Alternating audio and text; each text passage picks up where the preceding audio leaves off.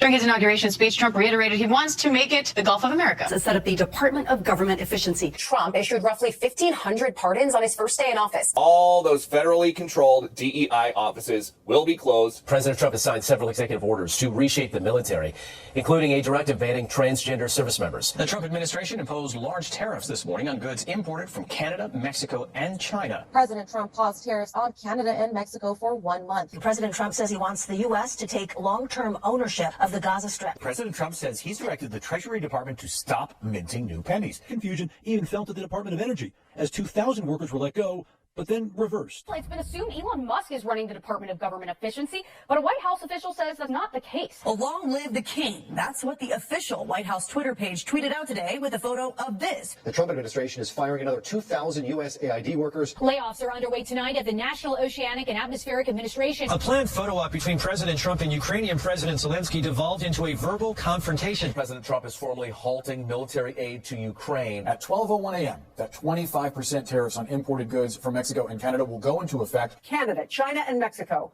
all announcing retaliatory measures to answer President Trump's tariffs. A classic Trump reversal, saying that he's going to pause the tariff on automobiles from Canada and Mexico for 30 days. The U.S. will resume military aid to Ukraine. The latest Tesla dealership on the south lawn of the White House. Donald Trump invoked the Alien Enemies Act of, wait for it, 1798. Hundreds of alleged gang members were arrested and deported to El Salvador this weekend by the Trump administration. Pam Bondi is calling a recent spate of attacks on Tesla dealerships across the country acts of domestic terrorism. Jackie Robertson's military story is back on the Defense Department's website.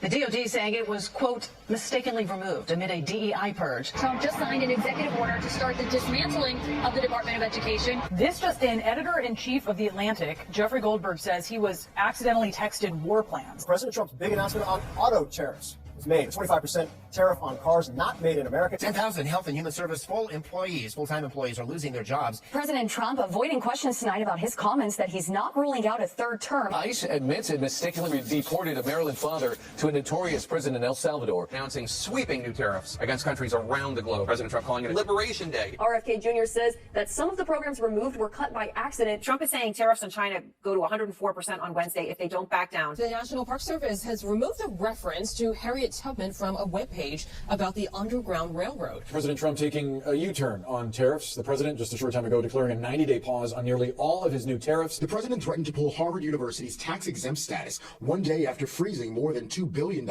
in federal grants. FBI says it's arrested a Wisconsin state judge today for allegedly helping an undocumented migrant avoid getting arrested by ICE agents. There are only 1,361 days to go.